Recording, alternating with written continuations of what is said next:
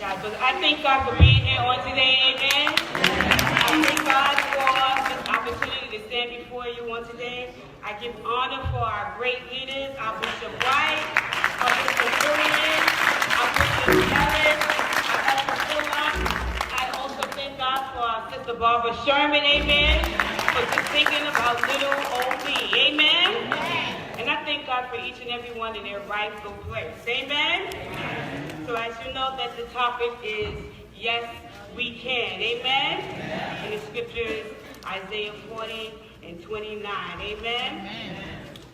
She gave a little bit of my background, amen. I'm the wife of Elder Robert Ferrer, who's pastor St. Mark's Holy Tabernacle in Harlem, New York, amen. I'm a mom of 8 beautiful children, 7 girls and 1 boy, amen. Girls out here, amen. I thank God for them. I was born and raised in church, amen. My father was a pastor for over 30 years prior to his death, amen. I was raised in a large family with 4 girls and 4 boys, amen. We were in church all the time. Our life was church, school, and work. Church, school, and work, amen. I've seen and experienced a lot as a PK kid. I've literally seen my parents get weary in well-doing. I've watched them take their rent money and pay church bills. I've witnessed them give money that they did not really have to spare to another family in need. I was too young to remember this, but my mom told me that she only had 2 outfits to attend church. She had to alternate because they used to take so much of their finances and pour back into the church. Amen? So I've watched them go through this, and I've seen so much as a PK kid. Amen? We never really had family vacations. Going to youth and women's and men's and national conferences were considered our vacation. My God. Fun events such as skating, bowling, and etc. was often done with the church family.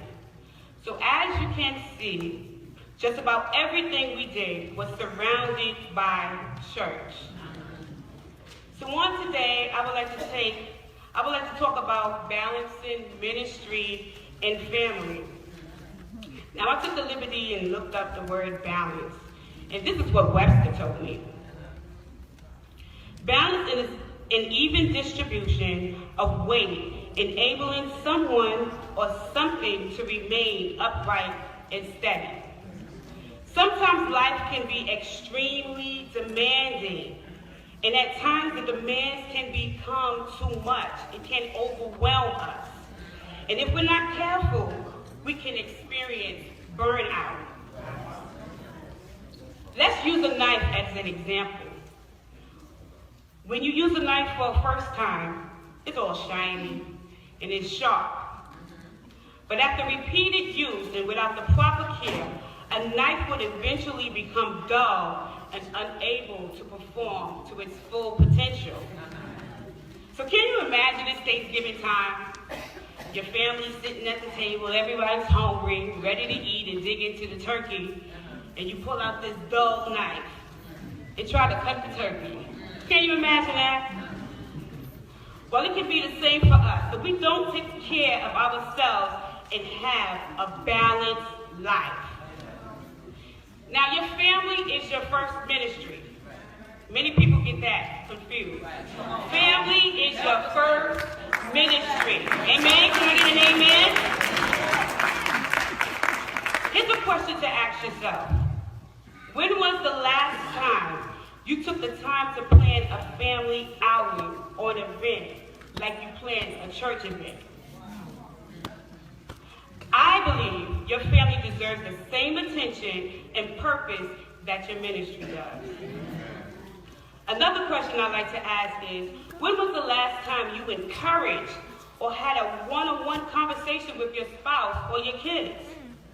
It's important for us to remember that being married to someone in ministry or being a PK kid isn't easy at all. I know it's a part of your job and calling to encourage others. Just make sure that you do the same for your family. In 1 Timothy 3, 1 through 13, you can see that in order for you to even be considered a leader or a pastor, you must be able to demonstrate faithfulness at home first. Once again, your family is your first ministry. Let's talk about some ways to balance the family and ministry. 1, set boundaries. Limit the amount of time you spend away from the family. That includes trips out of town and phone calls during family time and etc. Amen? 2, be intentional with your kids. Include them as much as you can in ministry. Let them see the joy in serving in ministry. And make sure you encourage and celebrate them as well. Let them be a 3, make your marriage priority. Have date nights. Communicate. Pray together. Love and honor one another. Support each other in their endeavor. Amen? 4, eliminate the unnecessary. If you really think about it, there are some things we engage in that's really not necessary. I'm not saying it's wrong, but it's just not necessary. It serves no real purpose. Amen? 5, concentrate on your gift. Say yes to the best that you can give and that you can offer. Amen?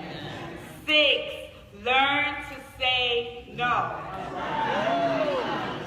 Now I must admit, this one took me some time to learn. No. But when I learned, it was a wrap. I used to be a people pleaser, wanted everyone to like me. I did not like confrontation. So saying no was not on my priority list, amen? But I had to get to the point and realize that I couldn't be everything to everyone. It will drain you quick, fast, and in a hurry. Amen? And 7, take family vacations. If you can't afford to go out of town, because I have a large family, and getting on the plane is like probably over $2,000 just to get on the plane with my kids. So do a staycation, where you and the family just take a break from ministry and enjoy one another. That means no emails, no phone calls, no church service, not even a TV evangelist. Turn TD Jakes off. Just quality time spent with your family. Amen? This time you can use to create fond memories with your family. Amen? With all that being said, I want to take this time to encourage every single woman in this room today to find your purpose in working. We have been stagnated for way too long. We've pushed and we supported our spouses, and we even supported our children, and let our own dreams die somewhere in between. There is ministry down on the inside of each and every one of us in this room. Amen? Can I get a witness? My ministry may not look like your ministry. Her ministry may not sound like your ministry. But we all have a ministry within us. It's time to stop allowing fear to hold us hostage. We've been bound for way too long. Don't worry about the faith.